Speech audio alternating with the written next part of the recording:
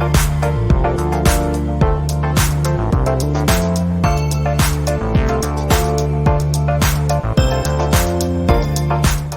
is another in the meeting, in the M&A Club meetings that you've been seeing on the website. Thanks for joining us today. We've got a couple of true experts here on M&A legal issues that, arising in the context of COVID-19. I'm going to let Melanie Russell introduce them in a minute here. I just remind people that this is a joint meeting of the Toronto chapter and the York chapter. And I want to thank Melanie and I are the co-presidents of the Toronto chapter. I want to thank also Heather Whitten and Alma Johns, who are the co-presidents of the York chapter, for helping facilitate this. Invite people to listen carefully and ask questions. And we enjoy having a lively discussion and do what we can to collaborate here as we go forward. So without further ado, I'm going to pass it over to Melanie to introduce our guests. Great. Hello, everyone. Thanks for joining us. We're very happy to have John and Mick join us today to cover a very interesting topic, when COVID met May. John, both John and Mick are at McMillan. John's practice is focused on M&A transactions, complex commercial matters and reorganizations, as well as competition law matters. He has extensive experience advising a diverse range of private equity firms, global companies, entrepreneurs, and other clients on domestic and cross-border deals across many industries. He's recognized internationally for his M&A and competition law expertise and experience. Who's Who Legal identifies him as one of the top M&A lawyers in Canada and states that John is top-notch by all accounts, very client-focused and always delivers. He's a longtime member of the American Bar Association M&A committee, and I believe Ian's also involved with that. He was inaugural chair of a working group of Canadian M&A deal lawyers that study and develops reports for the ABA's Committee on Trends and Deal Terms in Canadian Private Company Acquisitions. Currently, he's a co-chair of a task force that's updating ABA's model asset acquisition or asset purchase agreement. He also has been, for the past 4 years, named to the prestigious global list of outstanding leading LGBT plus executives, as presented by the Financial Times and Yahoo Finance. Previously, he received a Lexpert Zenith Award and an Out on Bay Street Leaders to be Proud of Award. Mick is building a practice with a focus on assisting domestic and foreign clients in the areas of planning and negotiated transactions, including the acquisition and sale of businesses, corporate reorganizations, corporate finance transactions, and private placements. He advises clients also on complex corporate governance issues and commercial matters, including the review and preparation of complex agreements. He works with clients in a variety of industries, including private equity, startup, and venture capital and information technology. So join me in welcoming both John and Mick, and Ian and I will go on mute. So hopefully, as Stephen said, there was a bit of echo, so hopefully that will go. All right, enjoy the session, everyone. Thank you, Melanie. Let me just share my screen here. Great. So this is Mick's getting us set up there. So thanks for joining us today. And Melanie, thanks for those kind words of introduction. Much appreciated. So as advertised, we're going to talk about a recent decision of the Ontario Court of Justice that came out in December that considered in a couple of very important terms that typically find their way into M&A acquisition agreements, share purchase agreements, or asset purchase agreements. And the courts were asked to interpret the provisions in the context of the COVID pandemic, and because one of the parties to the deal wanted out. And it's, as we'll talk in more detail about the decision, but it's interesting in several respects. One, because we actually get very few written decisions in Canada on M&A issues. So it's nice to sort of have a bit more jurisprudence and to get a bit more insight as to how at least one judge in particular approaches these important issues. And it's interesting as well to sort of see the Ontario case compared to a similar decision that came out just a week after the Ontario case was released on considering similar issues, but coming to a different conclusion. So we'll mention that as well. The main areas that we're going to discuss and that were relevant to the decisions are the material adverse change or material adverse effect clauses, and about how they're interpreted. So we're going to talk about sort of the typical formulation for these things, how they often look in an agreement. And then Mick will give us a deep dive into the Fairstone decision and how the Ontario Court of Justice, Justice Conan, interpreted those clauses in that case. And then we'll also talk about interim period covenants, because they also featured importantly in the decision. And that's where there's a point of distinction between the Canadian and US approaches. So we'll give a bit of context, we'll talk about the cases, and then we'll have questions and answers, and we would welcome your questions. So feel free to post them or share them. So I want to move on there, Mick. So I thought I would start with, maybe go to the next slide. I'll start with first, just a bit of context. Melanie mentioned that I've been involved with this deal point study with the American Bar Association. Ian's also very intimately involved with preparation of the study. And so what this study does, it's modeled after similar studies that are done about US M&A transactions, is a bunch of deal lawyers sort of source M&A transaction documents, and they look at the documents and see how in each deal different aspects of the agreement were settled. And from that, they produce what we call a deal point study, which is meant to really sort of give a sense of market trends, what's typical, what's not typical, what's off market, what is market. It's a useful source. It's not the last word on any issue, but it's a very useful source about market trends. And we can see over time, now that we've had 3 or 4 studies, how trends evolve over time. So I'm going to start just by talking a bit about the material adverse effect provisions that were studied in the most recent deal point study, which came out in early 2019, and that looked at deals that were signed and closed in 2016 and 2017. We're hopefully going to see a new study there in your future to give us a sort of a more current view, but this one's what we have, and it's very helpful. So next slide. Thanks, Mick. So what the study looked at as an example here is sort of material adverse effect. They looked at sort of what might be a typical definition of material adverse effect, and then which is here on the screen. And you'll see that the definition really is focused on sort of events or circumstances that, as you might expect, have a material adverse effect on the business or the target. And so the issue often becomes, what do you mean by material adverse effect? And that's a really deep factual analysis. And it's one of the things the court looked at in the Fairstone decision.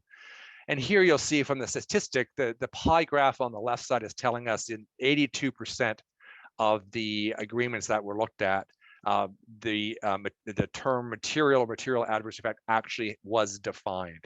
So it's very important for us to understand how these definitions work, because they're in most deals. And one of the things that was often negotiated in terms of the entry point of what's included in an MAE definition, as we often call it, is whether it's a current impact, or does it impact possibly the prospects of the target, which is, will it have an impact on its future business? And we'll see from the pie graph on the right-hand side that prospects is included in about a third of the deals. Now, this wasn't important in the Fairstone decision, but it is, it is a point that's often negotiated, and one that many sellers, maybe many buyers, are able to include in their deals, but not the majority. Next slide, please. So the other thing that we think about sometimes when we're talking about MAE clauses is, whether or not the events are having a current impact on the target or the business, or whether they could reasonably be expected to have. So are they forward-looking? Could the event, is it happening today? Is the impact today, or might the impact happen in the future?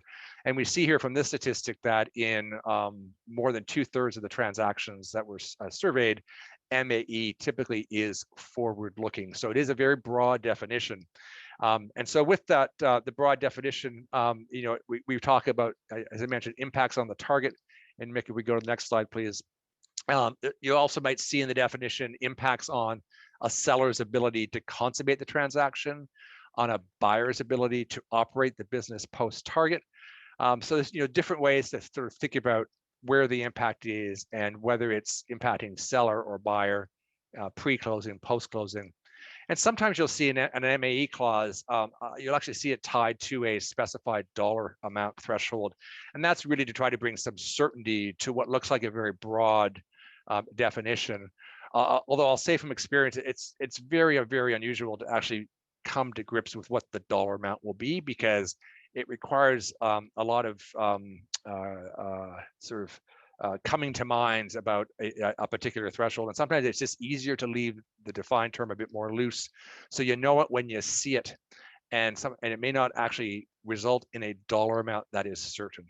So you'll see on the next slide, the deal point study sort of looks at a couple of these things. So the top left there, you'll see that the definition of MAE in the agreement surveyed in almost virtually no agreements. In fact, only one agreement did the definition relate to the ability of the buyer to operate the target's business post-closing.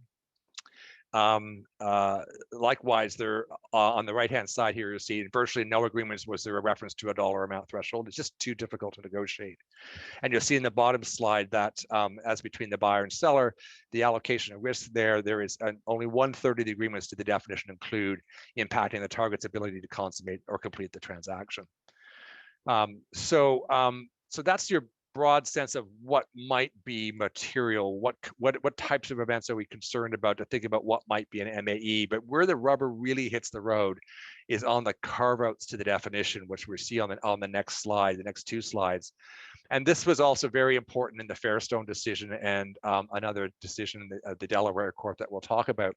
So what we're seeing here is that in 78% of transactions, there were carve-outs that were included to what constitutes a material adverse effect. So really what you're seeing, what the carve-outs they're doing here is saying there's a universe of events that generally defined that could be an MAE, but we're going to list a bunch of things that are going to carve it out, i.e. if those events occur, it becomes the buyer's risk, not the seller's risk. So some of the things you'll see here on the list are, acts of war, acts of terrorism, changes of law, changes of GAAP, other actions undertaken under the agreement. So those are the types of things where the parties say, okay, yeah, I can understand we might have this concept of MAE, but if these other things happen, that should not be a reason for the buyer to be able to walk from the transaction. That's the buyer's risk. And typically it's because these are things that are far outside the control of the target or the seller. So you'll see on the next slide, it's a nice little inventory of the types of carve-outs that you might typically see. The carve-out that's most often featured is changes in economic conditions. The next one down would be financial market downturn. I mean, both of those we started seeing after the 2008 financial crisis. So as a result of people relying on MAE definitions in those circumstances, it became more common to see that these things were carved out from the definition. Likewise, in the bottom line, you see the acts of war or terrorism. It's a post 9/11 exclusion. Again, something that people identified as, if those types of things happen, it shouldn't be a basis for the buyer to walk except in special circumstances. So that's sort of MAE, that's the types of things we think about when we're negotiating these clauses. And now I'll flip it over to Mick, who will take these concepts and we'll talk about it in more specifically in the context of the Fairstone decision. Okay, so Fairstone Financial Holdings Inc. and Duo Bank of Canada is the decision that we'll be talking to you about today. It was a decision that was released in December of last year. It was a decision of the Ontario Superior Court of Justice. And to give a little bit of background, and John already alluded to one point that I'll make, since the outbreak of COVID-19, there's been a wave of cases, especially in the US, but there are also some in Canada, where buyers had sought to walk away from an acquisition, and in justifying their decision not to close, they've invoked material adverse effect clauses and covenants to carry on business in the ordinary course. And as John mentioned, these clauses are not often litigated in Canada, and this decision actually addressed both those clauses. So it shed some much needed light on how these clauses are interpreted by the courts. So just to give a bit of an overview of the facts, in early 2020, Duo Bank of Canada won a highly competitive auction to purchase Fairstone Financial Holdings, which is Canada's largest consumer finance company for near prime borrowers. Interestingly enough, Duobank previously tried to purchase Fairstone but failed to do so. This time around, they won the auction. They agreed to a purchase price of approximately $1 billion, which was quite a premium. And the purchase price was to be funded by a consortium that included the Ontario Teachers Pension Plan and the investment management firm Centerbridge Partners. So the purchase agreement was signed on February 18th, 2020. It did not contain many conditions to close, and the closing date was scheduled for June 1st and no later than August 14th, 2020. At the time the purchase agreement was signed, the World Health Organization had already declared that COVID was a public health emergency. And then a couple of weeks later, in around mid-March, the COVID-19 was declared a pandemic. And then as the pandemic got worse over the next month, so the spring of 2020, this exacerbated Fairstone's financial situation. And Duobank ultimately communicated to Fairstone on May 27th that it would not be closing the transaction on June 1st. By taking the position that it could abandon closing because the Mae Clause in the ordinary course covenant had been breached. And it's noteworthy that Duobank made the strategic decision not to terminate the purchase agreement at this time in order to avoid a potentially significant damages claim by Fairstone, and also to reserve their ability to close the deal in case the situation improved over the next little while. So in response to receiving that notice, Fairstone sued Duobank and sought specific performance of the purchase agreement, which means that they wanted to force Duobank to close the deal.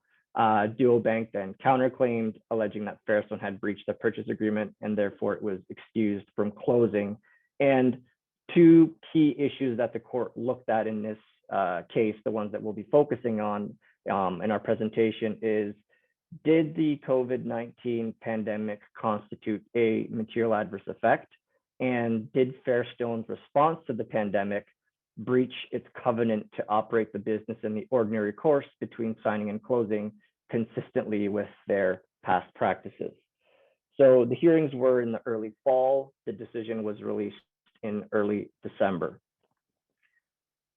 Okay, so the purchase agreement included a closing condition that no material adverse effect could occur between signing and closing. And the definition of material adverse effect in the purchase agreement begins on this slide, and it's fairly typical. It includes any fact, circumstance, change, event, or occurrence that has or would reasonably be expected to have a material adverse effect on Fairstone's business.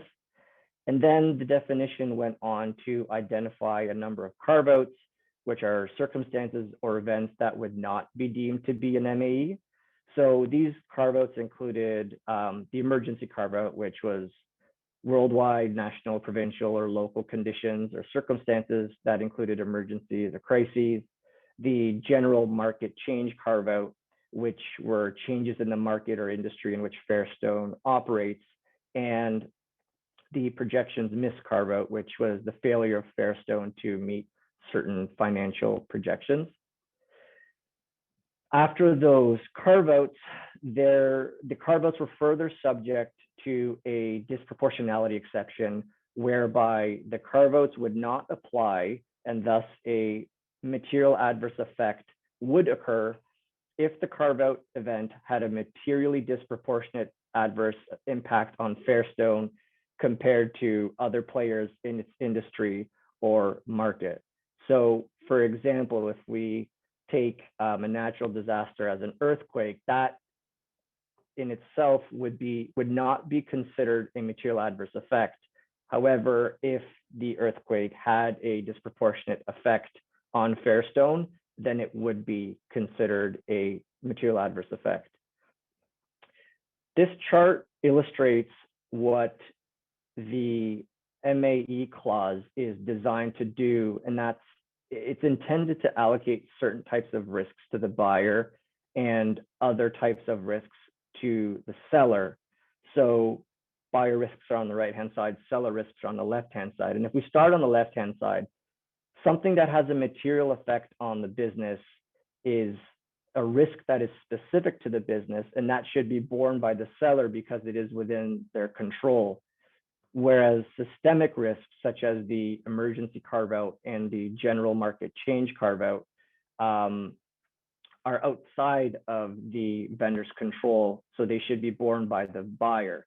And then indicator risks, such as a failure to meet a financial projection, also should not be a material adverse effect and should be a risk borne by the buyer, because there is always uncertainty about projections, and it's important to look at the causes of why a projection was missed rather than simply focus on the fact that the projection was missed. So the carve-outs then are, as I mentioned, subject to the disproportionate effects exception, which again shifts the risk back to the vendor. And it's important to keep this chart in mind because you'll see that it's through this lens that the judge approached the facts to this case.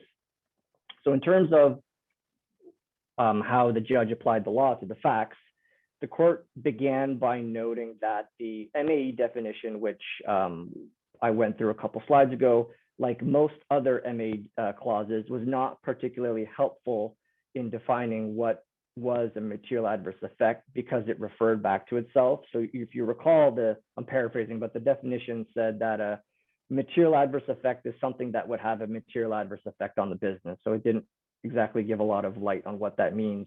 So what the court did instead was they looked to Delaware case law to find a definition of material adverse effect. And the definition that was used was from a case called IBP and Tyson Foods, and it contained 3 elements. So a material adverse effect has to be an unknown event that has a threat to overall earnings potential and is of durational significance. And as John mentioned, because there is not a lot of Canadian case law on material adverse effect clauses, there has been a tendency to look to US authorities, and because many, if not most, US corporations are incorporated in Delaware, Delaware is where the most important M&A cases come from. And the most important modern decision from Delaware on this subject matter is IBP and Tyson Foods.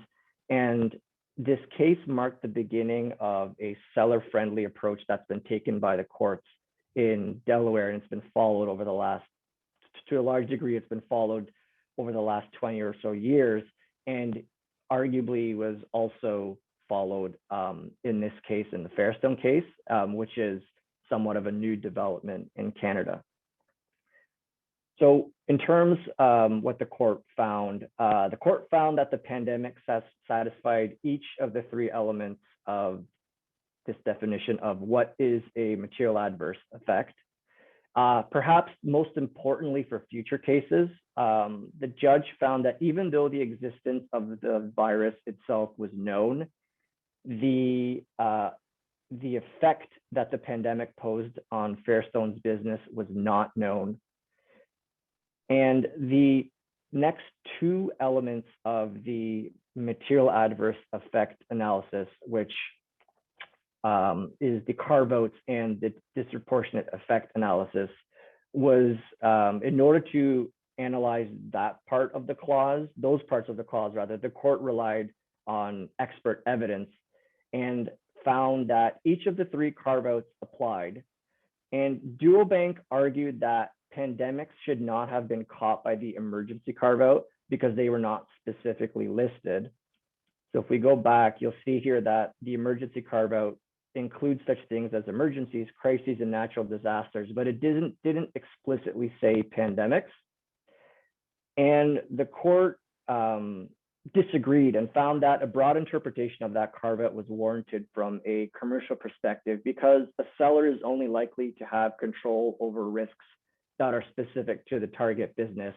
So it wasn't practical to say that just because a pandemic wasn't listed as a carve out, that should be a risk that's borne by the seller.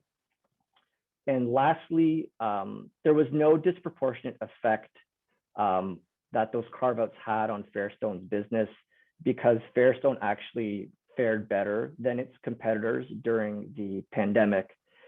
And so to conclude, the court found that there was no material adverse effect. And to underscore the risk allocation theme that I mentioned earlier, the court concluded that the purpose of a material adverse effect clause is to protect buyers from developments that will cause a target business to be materially different at closing from what it was when the purchase agreement was signed, but it is not designed to protect buyers against the vicissitudes of market timing.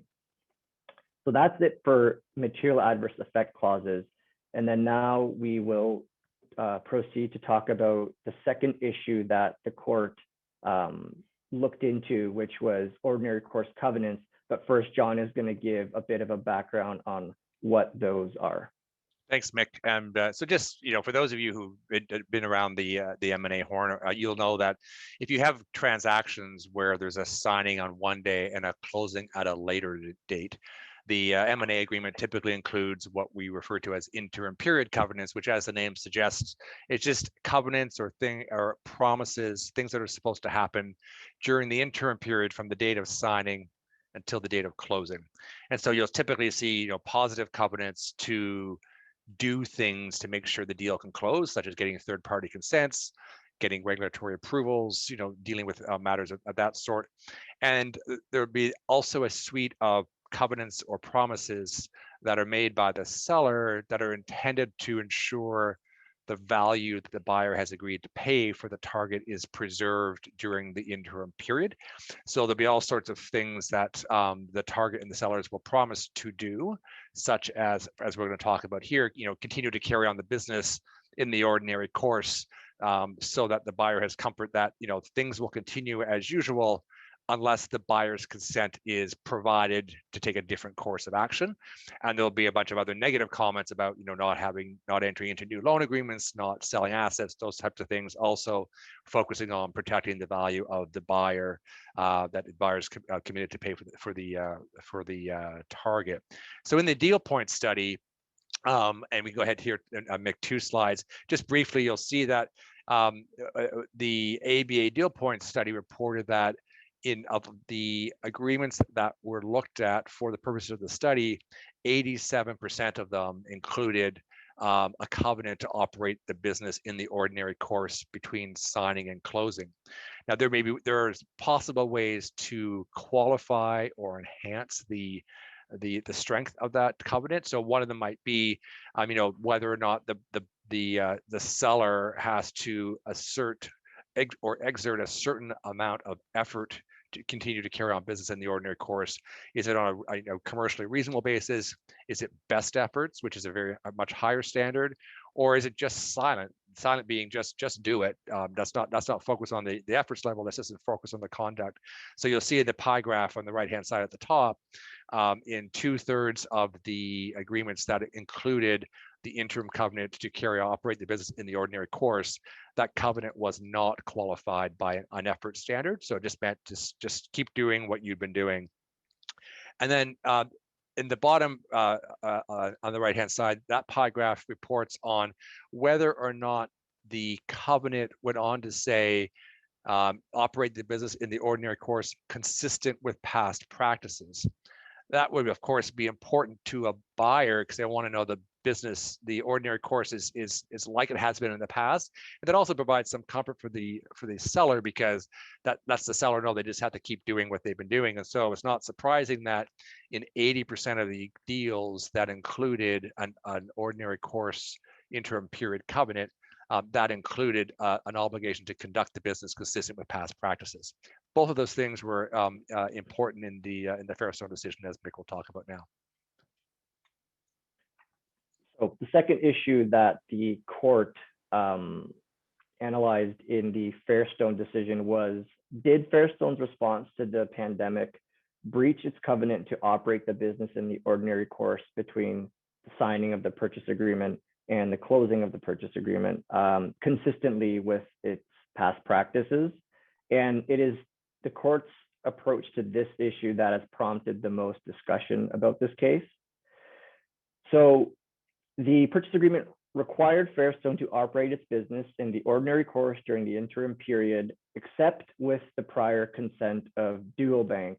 And ordinary course was defined as, with respect to an action taken by a person, that such action is consistent with the past practices of the person and is taken in the ordinary course of the normal day-to-day operations of the person. So if the ordinary course covenant was breached in material respect, then Duobank had a right to terminate its obligations under the agreement and walk away and not close the deal. Duobank argued that Fairstone took various steps in response to the pandemic that breached the ordinary course covenant. So this included ceasing branch operations and temporarily becoming more online based, tightening lending practices in response to the economic uncertainty, granting borrowers an extra month of payment deferrals, cutting staff, giving a $50 daily premium if employees did not work remotely, and also decreasing expenditures.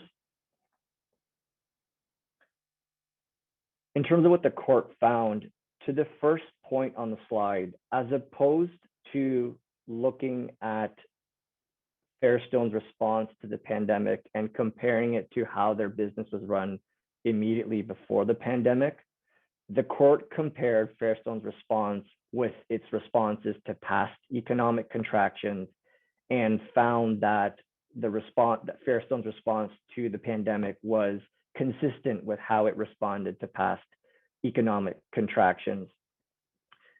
The judge also found that a change in the conduct of a business is more likely to fall within the ordinary course if it is taken in response to systemic factors as opposed to challenges that are unique to the target business. So again, this is the risk allocation theme that we've been talking about. And the judge also pointed out that ordinary course covenants are designed to mitigate morally hazardous behavior by a seller that may have incentives to operate the target business to its own benefit, to the detriment of the target business and the buyer. So for example, just simply taking money out of the business. And the last point on the slide here is a bit controversial because you may recall the purchase agreement allowed Fairstone to operate outside of the ordinary course if it obtained the prior written consent of Duobank, and that consent could not be unreasonably withheld. However, the court found that Fairstone actually did not need to seek Duobank's consent because Fairstone took the position that it was operating within the ordinary course. And the judge added that even if Fairstone's conduct was outside of the ordinary course, Duobank would have had to provide its consent because it would have been unreasonable for them not to. So the effect of this comment could encourage sellers to ask for forgiveness as opposed to asking for permission. And an argument could be made that it defeats the purpose of ordinary course covenants if vendors can ignore the requirements to ask for the buyer's consent on the basis that the buyer would have to give their consent anyways. Now, the judge's position was supported by his findings that it was clear to him that Duobank at this point was looking for excuses not to close. They were bombarding the sellers with information requests that essentially amounted to a fishing expedition that was aimed at providing Duobank with the reasons not to close. And so in the end, the court found that the ordinary course covenant was not breached. And the following excerpt from the judge's decision, I think, provides a helpful summary of how the court interpreted this provision. The judge said that if a business takes steps in good faith for purposes of continuing the business and not changing it, and such changes have no long-lasting effects and do not impose any obligations on the purchaser that cannot be easily undone, then the business is not operating outside of the ordinary course.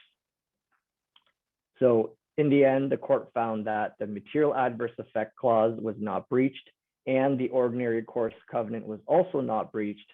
So Duobank Duobank was forced to close the deal.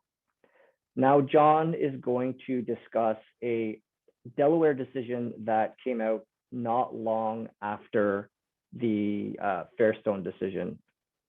So this was in December of last year. Yeah, thanks, Mick. I mean, it's interesting, you think about how the Ontario Judge Conan approached in the case of Fairstone. I mean, no one had ever dealt with a pandemic before. COVID-19 was a totally new event. So, trying to sort of square that unique occurrence with the general language of an agreement, I think it was an interesting contextual approach to say, okay, businesses have these events that happen to them all the time. This is just one of many.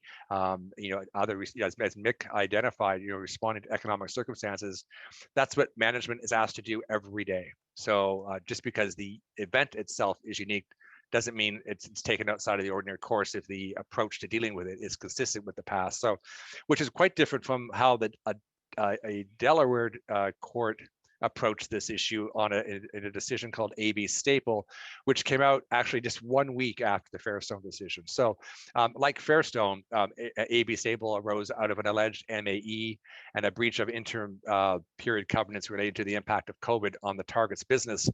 In this case, the target operated luxury hotels. Some of you may know the Montage chain in the U.S., which are quite lovely places to stay. And because of COVID, it had a significant impact on their business, so they had to take all sorts of actions. In this case, the Delaware court determined that an MAE had not occurred based on a plain reading of the definition of MAE in the merger agreement. Again, it's very similar to how the court approached it in Fairstone.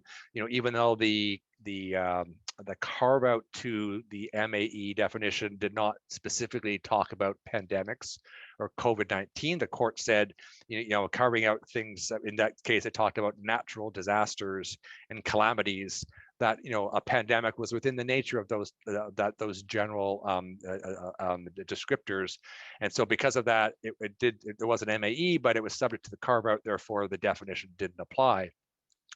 But unlike as in Fairstone, the court in AB Staple found that the target had made significant changes to its business to respond to COVID, and that the changes were not undertaken in the ordinary course of business. And so because of this, the court found that there was a breach of the covenant to operate the business in the ordinary course between signing and closing. And as a result, the buyer could avoid having to close the transaction and pay what he had promised to pay.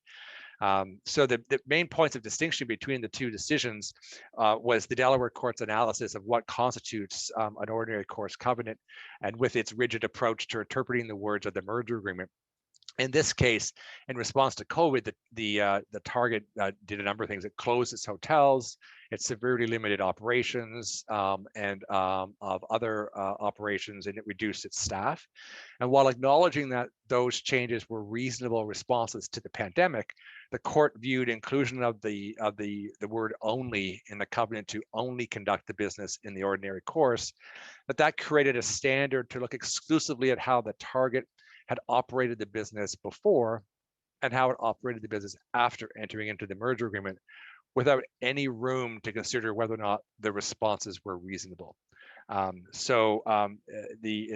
Delaware court in this case rejected the kind of contextual analysis that was undertaken by the Ontario court in Fairstone, and concluded that any steps taken to respond to COVID departed radically from the target's routine operations.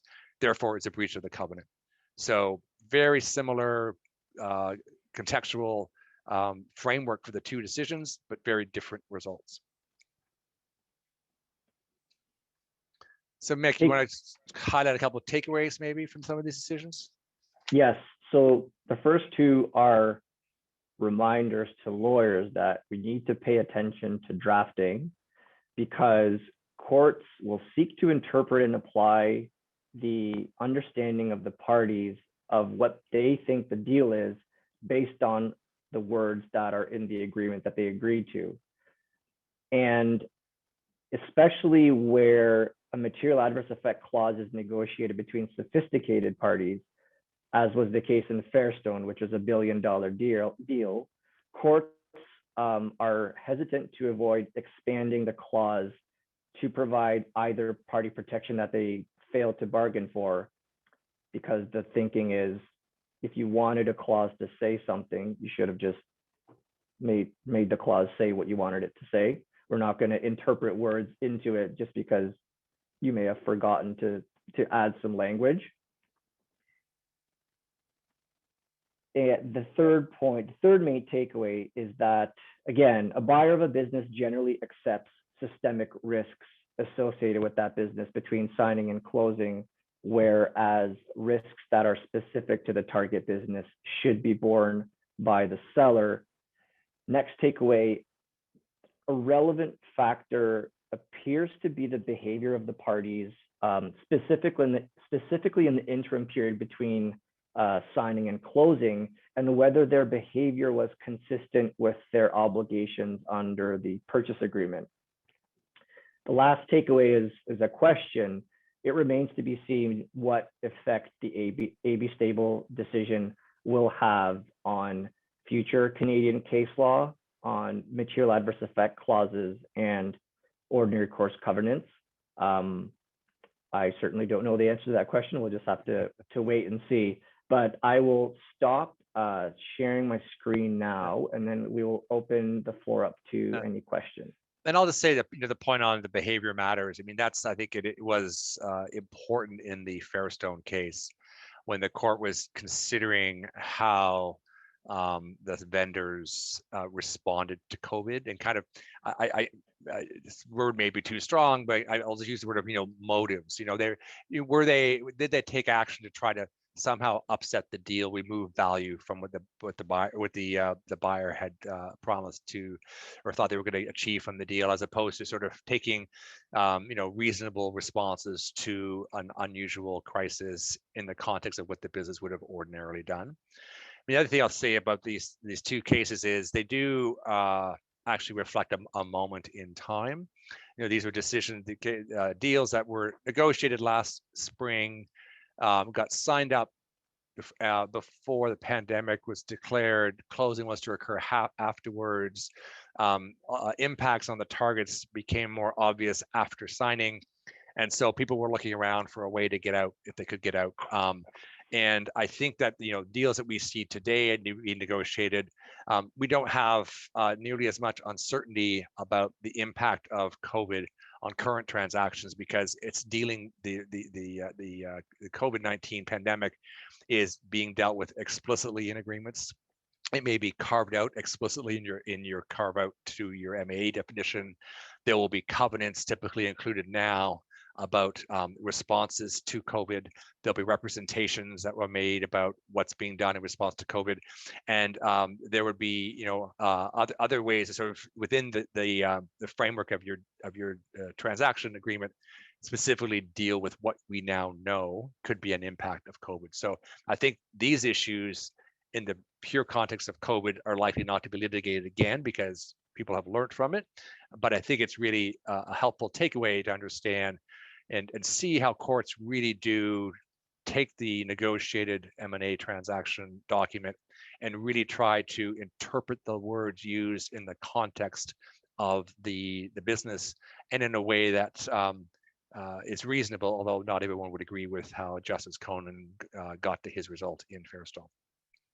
So happy to take any questions if you have them. Mick and John, maybe I'll ask a question. It's Ian speaking. So what can you give us some context from your experience? What have you been seeing in revised drafting of agreements that you're involved in, or deal dynamics that have changed as a result of this decision, and frankly both sides of the border? Any insights that you've been experiencing recently? Yeah, I mean, as I mentioned, Ian, it's for those of you if you've been around a lot of deals, you understand that within the agreement there'll be reps and warranties, which are factual statements about the current or historic state of the business, and then there's the covenants that deal with sort of promises to act in a certain way or not. So pre-COVID, you never would have seen a representation around something that dealt with pandemic responses to government orders mandating that the business can be conducted in a certain way. So you definitely now would see representations around how a business has responded to COVID, how the business, what has been impacted by COVID, and if the business has been, for example, relying on government wage subsidies and other things, you'll see detailed representations around compliance with the government rules around that, just to try to, again, make sure there's full disclosure to the buyer, so the buyer understands the state of the business, and then the buyer then has a basis upon which to make an indemnity claim if the representation is wrong. On the interim covenants provision now, you may see explicit language that permits responding to government mandated orders and identifying that as not being outside of the ordinary course. You also might see in the MAE carve-out specific reference to pandemics. So you're not just relying on general phraseology around natural disasters or calamities, such as they had in the AB Staples case. There's probably also, frankly, now people know more about it. There's more diligence being done around COVID issues. But one of the things to watch out for is if your deal is insured under rep and warranty insurance policy, insurers for a while were carving out claims based on COVID. So you need to sort of figure out, if there's not going to be coverage, how you as a buyer can deal with that. I think the world has evolved since the initial blanket exclusions on rep and warranty coverage, as the insurers have become more comfortable, but it is have to sort of think about how that fits into the whole matrix of the agreement. That's great. Thanks a lot. So we have a question. So I'm going to read the question. Thank you. Has there been a significant impact by any work that has to be done virtually or remote compared to in person pre-pandemic? Can you read that again to me? Right? Has there been a significant impact by any work that has to be done virtually or remote compared to in person pre-pandemic? I don't know, Mick, what your perspective is. I'd say that, pre-pandemic lots of transactions happened without anyone ever having to meet in person. I mean, our practice would, we tend to do a lot of work for, say, American clients or PE firms that are buying businesses in Canada. And we often would go through a whole cycle of a transaction and never see anybody or meet anybody. Now we actually see them because we were doing it all on video as opposed to a conference call. I think often, it's particularly in the world of electronic data rooms, there's not a lot of need to get together face to face. I think that sometimes the challenge is more on the business side, and the desire for the business people to bond with each other around doing a deal, and particularly as you're talking about integration issues, soft issues like people, how you deal with people. I think there's often in over the course of negotiating a transaction on the business side, when people are able to fly and sit in a room, they build a level of trust and camaraderie. I think that's a bit difficult to do virtually. It's not to say it can't be done, but it's just a different level of comfort. But I think in terms of the day-to-day work, there's really been no change. People have gotten pretty comfortable with it. I don't know, Mick, if you have a different thought on that.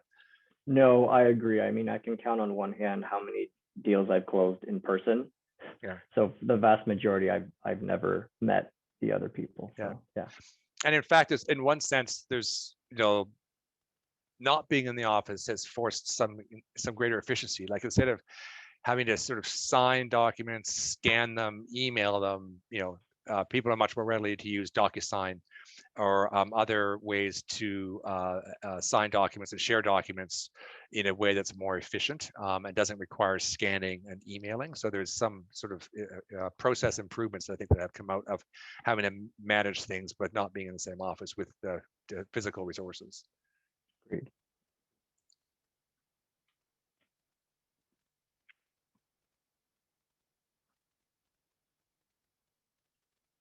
Thank you. So we have another question. In your experience, have the impact of COVID and these cases resulted in longer times to negotiate the P&S agreements? No, I would say not at all. Business feels like it's pretty much business as usual right now. I think, I mean, the experience that we experienced, I experienced actually is, when COVID first happened, there was like a crisis moment where no one really knew just what the heck was going to happen, and everything stopped on the M&A side. Deals that were close to being done just didn't get done. And then things over the early summer, it took a while to come back, but I think things have come back with a frenzy now. And again, people are more comfortable understanding what COVID is, what the impact is. They're getting more comfortable on valuations.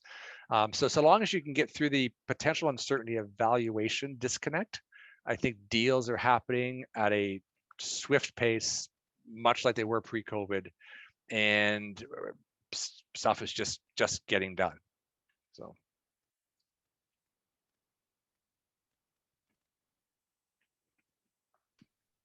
Many thanks, George and Mikolaj. So we have no more questions. So if you have a last question, feel free to write it very soon. Otherwise, we're going to end up the session. And a quick note, after the meeting, you will receive from me an email with the attendees list and the contact of John and Mikolaj.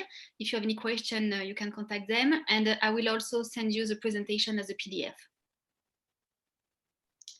Ian, Melanie, if you want to close the meeting. Go ahead, Ian. First, I just wanted to thank Mick and John. That was an excellent presentation. Very interesting. Thanks, you. Melanie. Yeah, I agree. Thanks so much, John, Mick. That was terrific.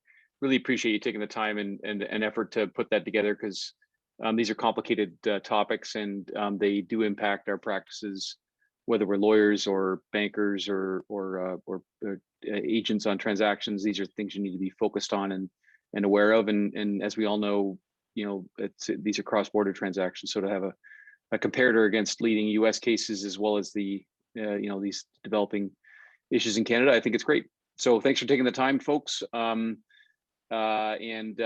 really appreciate you joining us today. And we really hope to be able to be in person at some point in the future, but it's great to be able to connect even in over Zoom and other facilities while we can't be in person. So stay safe, and we look forward to seeing you at a future M&A Club event, both in Toronto and York and elsewhere. Thanks again, and thanks, Lorraine, for organizing all this. Thanks, everyone. Thanks.